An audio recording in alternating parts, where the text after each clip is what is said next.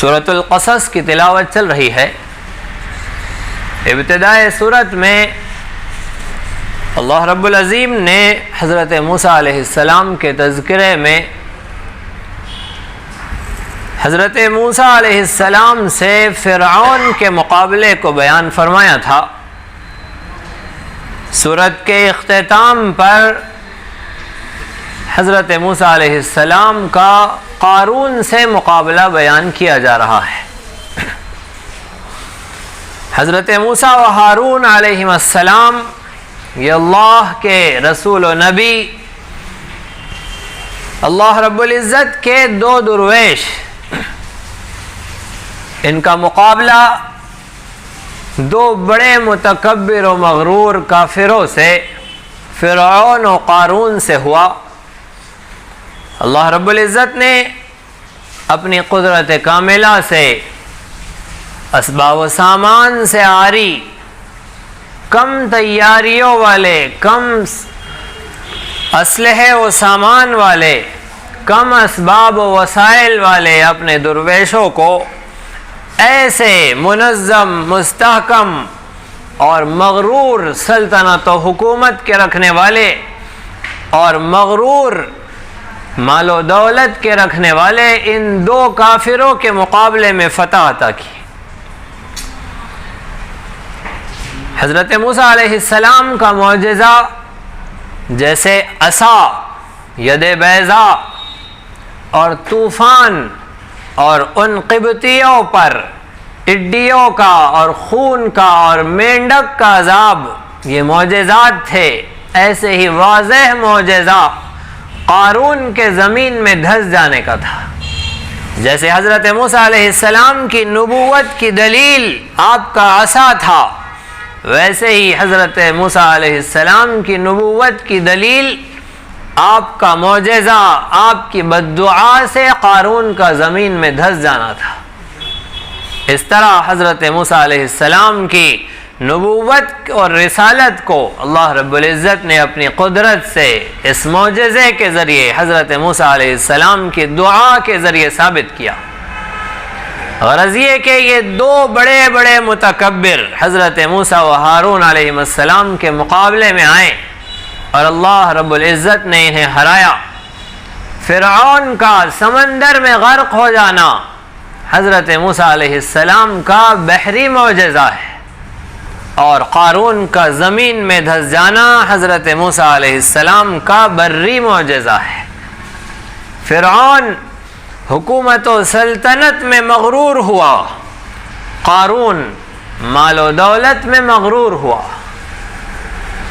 فرعون حضرت موسیٰ علیہ السلام کی اتباع میں قبول ایمان کا منکر ہوا، اپنے مال و دولت، اپنی حکومت و سلطنت کے غرور میں مست ہو کر، چور ہو کر فرعون نے قبول ایمان سے انکار کیا۔ قارون نے مال و دولت کے غرور میں مست ہو کر اتباع رسول کا انکار کیا۔ فرعون قبطی تھا، قارون سبطی تھا۔ قبطی، فرعون کی قوم قبطی، وہ قبطی تھا، اور سبط یہودیوں کو کہتے ہیں، سبطی۔ قارون سبطی تھا، حضرت موسیٰ علیہ السلام کا چچا زاد بھائی تھا۔ مفسرین نے لکھا ہے کہ قارون حضرت موسیٰ علیہ السلام کا چچا زاد بھائی تھا۔ نہ فرعون کو اس کی سلطنت نے اللہ کے عذاب سے بچایا، نہ قارون کو اس کے مال و دولت نے، نہ خاندان نے، نہ نبی کے نسب کی وجہ سے، نبی سے رشتہ داری کی وجہ سے وہ بچ سکا۔ پتہ چلا کہ نہ حکومت و سلطنت کامیابی کی علامت ہے، نہ مال و دولت اللہ رب العزت کے مقبول ہونے کی علامت ہے۔ حکومت و سلطنت میں ہو کر بھی اللہ کے غضب کا مستحق ہوا، مال و دولت کے رکھنے کے باوجود قارون اللہ رب العزت کی ناراضگی کا شکار ہوا۔ کسی شخص کو اگر حکومت و سلطنت حاصل ہے تو اسے مغرور نہیں ہونا چاہیے، اور کسی کے پاس مال و دولت ہے تو اسے بھی مغرور نہیں ہونا چاہیے۔ یہ غرور کی وجہ نہیں ہے، حکومت و سلطنت ذمہ داری ہے، مال و دولت کا آ جانا یہ مخلوق کے حقوق کے لازم ہو جانے کی ذمہ داری ہے۔ لہذا یہ دو چیزیں آ جانے کے بعد انسان یقیناً مغرور ہوتا ہے۔ حکومت و سلطنت اگر اللہ بچائے تو ہی انسان بچ سکتا ہے، ورنہ سلطنت میں انسان کو غرور لاحق ہو جاتا ہے، غرور کی بیماری کا یہ شکار ہو جاتا ہے۔ جب مال آتا ہے تو یہ بھی اپنا رنگ دکھائے بغیر نہیں رہتا ہے۔ رب کریم نے حکومت و سلطنت کے معاملے میں بھی اور مال و دولت کے سلسلے میں بھی رہنمائیاں فرمائی ہیں اپنے ان بندوں کو جو حکومت و سلطنت میں ہے، کیا کام کرنے ہیں سکھلائے ہیں، اور جنہیں اللہ نے مال و دولت عطا کیا انہیں بھی ان کے حقوق بتلائے ہیں۔ اس امتحان میں پاس ہونے کے لیے اگر حکومت سلطنت حاصل ہوئی ہے تو بھی امتحان میں پاس ہونا مشکل ہے، اور مال و دولت اگر حاصل ہو تو بھی امتحان میں پاس ہونا مشکل ہے۔ اس مشکل سفر کو طے کر لینا یہی ایک حاکم کا اور ایک متمول اور مالدار شخص کا کمال ہے کہ وہ اس امتحان میں آگے بڑھے۔ رب ذوالجلال کی مدد اور توفیق ہو تو ہی انسان ان آزمائشوں سے بچ سکتا ہے۔ جیسے فقر، تہی دامنی اور جیب و دامن کا خالی ہونا آزمائش ہے، ایسے ہی جیب و دامن کا بھر جانا بھی آزمائش ہے۔ لیکن مال آ جانے کے بعد امتحان میں کھرا اترنا جتنا مشکل ہے، غریبی اور سادگی کے امتحان سے گزرنا اتنا مشکل نہیں۔ رسول اکرم صلی اللہ علیہ وسلم کی دعاؤں میں ایک دعا بڑی عظیم شان ہے کہ اللہم احیینی مسکینا وامتنی مسکینا واحشرنی فی زمرۃ المساکین۔ اے اللہ مجھے مسکینی کی حالت میں زندگی گزارنا عطا فرما، مسکینی کی حالت میں موت عطا فرما، اور مسکینوں کے ساتھ میرا حشر فرما۔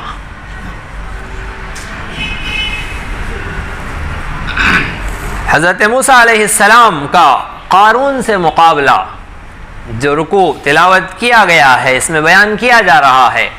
قارون، مورخین نے لکھا ہے کہ قیام مصر کے زمانے میں، جس وقت بنی اسرائیل مصر میں مقیم تھے، اس زمانے میں یہ فرعونی حکومت کا فرما بردار ملازم تھا۔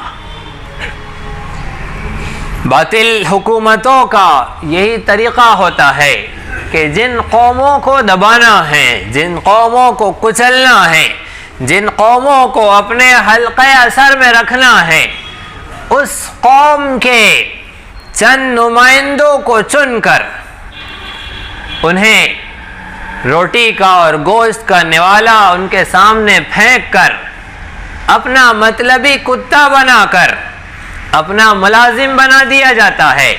یہ ظالم قوم کی، ظالم حکومت و سلطنت کے دفتر میں، ظالم حکومت و سلطنت کے محل میں مظلوم قوم کے منافق ہوتے ہیں۔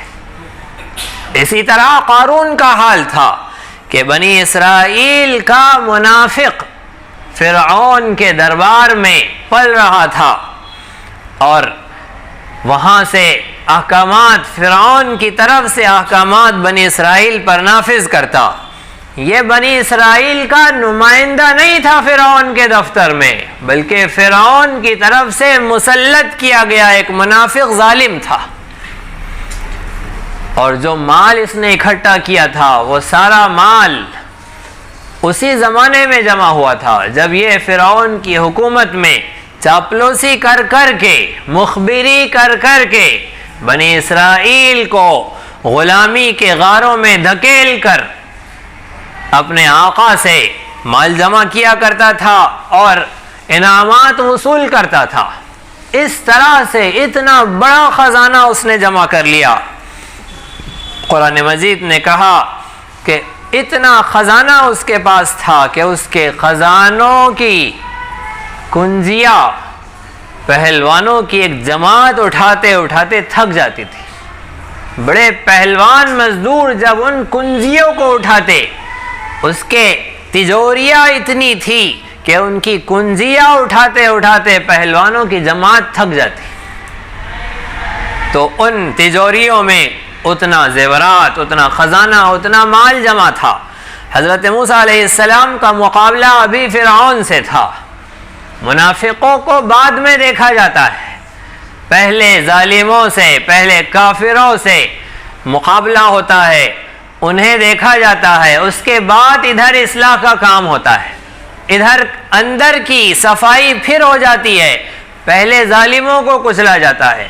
رسول رحمت صلی اللہ علیہ وسلم کے سامنے منافقوں کی شکایتیں کی جاتی رہی اور آپ نرمی کا معاملہ کرتے رہے، درگزر کرتے رہے۔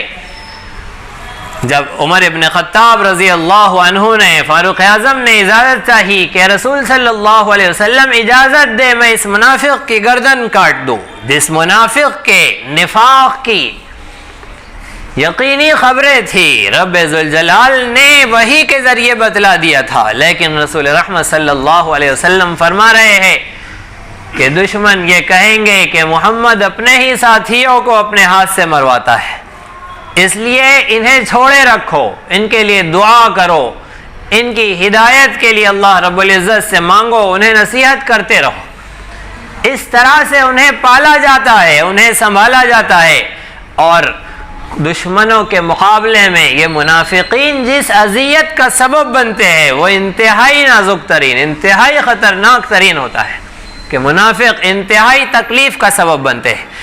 ایک تو طریقہ یہ ہوتا ہے، دوسرا طریقہ کبھی یہ ضروری ہو جاتا ہے کہ پہلے منافقوں کی صفائی کیا جائے۔ منافق جب تک رہیں گے، جب تک کوئی موقع اور کوئی اسکیم اور کوئی پلان کارگر نہیں ہو سکے گا، اس لیے پہلے منافقوں کو صاف کیا جائے۔ دونوں صورتحال میں جو بھی سامنے آ جائے وہ اختیار کرنا چاہیے، لیکن اختیار تو تب کیا جائے گا جب مقابلہ ہو۔ مسلمان امت مقابلے سے بیٹھی ہوئی ہے اور منافقوں کی بھیڑ ہے، منافقوں کی اتنی بھیڑ ہے کہ ہمارے اس جسے گرین پٹا کہا جاتا ہے، یہاں ٹاؤن ہال سے لے کر روشن گیٹ تک اور اس کے آگے تک، جیسے مسجدیں ہمارے شہر میں جس تعداد میں ہیں، اس تعداد میں اس لائن میں منافق ہے۔ ایک بریانی پر بک جانے والے، ایک چھوٹے سے جیب خرچ پر سارے راز اگل دینے والے، انتہائی پیٹ کے ہلکے، یہ منافقین یہ قارون اور سامری کی نسل کے ہے کہ قارون بنی اسرائیل میں سے تھا، مسلمانوں کے بھیس میں تھا، لیکن منافق تھا، ظالموں کی طرف سے بنی اسرائیل پر، ان مظلوم مسلمانوں پر مسلط تھا۔ سامری بھی بنی اسرائیل میں سے تھا لیکن منافق تھا۔ غرض یہ کہ قارون ایسا خزانہ جمع کر کے حضرت موسیٰ علیہ السلام اور بنی اسرائیل پر اپنا رعب جما رہا تھا، اور اس کوشش میں تھا کہ میری ریاست، میری سلطنت، میری طاقت مسلم رہے۔ جیسے ہی معجزہ ہوا حضرت موسیٰ علیہ السلام کا اور فرعون کا خاتمہ ہوا، اب قارون بھی بچ گیا، اس لیے کہ منافق مومنین کے ساتھ، بنی اسرائیل کے ساتھ ان کے مجمع میں شامل تھا۔ مفسرین کے درمیان اس میں اختلاف ہوا ہے کہ قارون کے زمین میں دھس جانے کا واقعہ کب پیش آیا، یا مصر ہی میں پیش آیا یا پھر وادی تیہ میں پیش آیا، ان دو کے درمیان اختلاف ہے۔ قرآن مجید نے کہا کہ اللہ رب العزت نے قارون کو اور اس کے محل کو ساتھ میں زمین میں دھسا دیا۔ اگر یہ واقعہ مصر کا ہے تو پھر جو اس کا محل کہا گیا ہے خسفنا بہ وبدارہ الارض، تو یہ اپنے حقیقی معنی میں ہوگا کہ وہ اپنے محل کے ساتھ زمین میں دھس گیا۔ اور اکثر مفسرین کی رائے ہے کہ خسف قارون کا زمین میں دھسا دیا جانا یہ فرعون کے ہلاک ہونے کے بعد کا واقعہ ہے، اور قرآن کریم میں بھی فرعون کی ہلاکت کے بعد اس کا تذکرہ کیا گیا ہے۔ اگر یہ روایت صحیح ہے کہ فرعون کے غرق کے بعد وادی تیہ میں حضرت موسیٰ علیہ السلام بنی اسرائیل کو لے کر جس میدان میں 40 سال رہے، صبح کو اپنی منزل پر پہنچنے کے لیے نکلتے، رات تک سفر کرتے، رات ٹھہر کر آرام کرتے، صبح جیسے ہی اٹھتے تو جہاں سے چلے تھے اپنے آپ کو وہیں پاتے۔ اس زمانے میں جس سرزمین پر بنی اسرائیل کا زمانہ گزرا ہے اسے وادی تیہ کہتے ہیں۔ وادی تیہ میں اگر قارون خسف ہوا ہے، دھسایا گیا ہے، تو پھر معنی یہ ہوں گے خسفنا بہ وبدارہ الارض کے کہ ہم نے قارون کو اور اس کے سرمایہ کدا کو، اس خیمے کو جس خیمے میں اس کا سرمایہ تھا، اس کا خزانہ تھا، اس کا ساز و سامان تھا، اسے دھسا دیا۔ اگر مصر میں ہوا تو محل کے ساتھ دھسا، اور اگر وادی تیہ میں ہوا تو اس خیمے کے ساتھ دھس گیا جہاں اس کا ساز و سامان تھا۔ غرض یہ کہ اکثر مفسرین کی رائے کے مطابق حضرت موسیٰ علیہ السلام جب چلے وادی تیہ میں اور بنی اسرائیل نے جب قوم عمالقہ پر حملے سے انکار کر دیا، حضرت موسیٰ علیہ السلام اب اس آزمائش میں، محنت و کوشش میں اور بنی اسرائیل کی نصیحت اور اصلاح میں مصروف ہے۔ قارون کو بار بار سمجھا رہے ہیں کہ تم اپنے مال پر، اپنے اس ساز و سامان پر غرور میں مت آؤ، تکبر میں مت آؤ، اپنے اس غرور سے، اس تکبر سے باز آ جاؤ۔ اللہ رب العزت کا شکر ادا کرو جس رب نے تمہیں نعمت عطا کی ہے، اور اپنے مال میں سے وہ حصہ جو اللہ رب العزت نے غریبوں کا رکھا ہے وہ بھی نکالو۔ جب حضرت موسیٰ علیہ السلام اور آپ کے ساتھ مومنین اسے نصیحت کرتے، مومنین میں حضرت یوشع بن نون تھے، ان کے ساتھ اہل علم علماء تھے، وہ نصیحت کرتے تو قارون کو بہت غصہ آتا اور وہ کہتا کہ یہ مال و متاع تمہارے رب کا دیا ہوا نہیں ہے، یہ میں نے اپنے علم سے، اپنی سمجھ بوجھ سے، اپنی دانائی سے، اپنی تدبیر سے حاصل کیا ہے۔ اب تمہارے مشورے پر اور موسیٰ کے حکم پر میں اپنے اس مال کو جو میں نے اپنی قابلیت سے حاصل کیا ہے، یا پھر رب نے مجھے قابل سمجھ کر دیا ہے، قابل ہوں اس لیے دیا ہے، میں اسے کیسے ہلاک کر دوں، کیسے تم پر خرچ کر دوں۔ انکار کرتا رہا، حضرت موسیٰ علیہ السلام کے خلاف سازشیں کرتا رہا۔ ایک دفعہ حضرت موسیٰ علیہ السلام بنی اسرائیل کو نصیحت کر رہے ہیں، اللہ رب العزت کے احکامات سنا رہے ہیں۔ قارون نے اپنے چیلوں کو روانہ کیا اور کہا کہ جاؤ اور مجمع میں جا کر موسیٰ کو پریشان کرو۔ حضرت موسیٰ علیہ السلام نصیحت میں مصروف ہے، ادھر سے وہ اپنے ساز و سامان کے ساتھ، اپنے مال اور اپنے خزانوں کی نمائش کرتے ہوئے، حشم و قدم کے ساتھ، اپنے جاہ و جلال کے ساتھ، بڑی ٹیم کے ساتھ حضرت موسیٰ علیہ السلام کے سامنے آیا، یہ بتلانے کے لیے کہ میرے پاس مال بھی ہے اور افراد بھی ہے، مین پاور بھی ہے اور منی پاور بھی ہے، دو طاقتیں دونوں میرے پاس ہے، میں ان دونوں کے ساتھ مل کر تم پر غلبہ پالوں گا اور بنی اسرائیل کا ذمہ دار اور حاکم بن جاؤں گا۔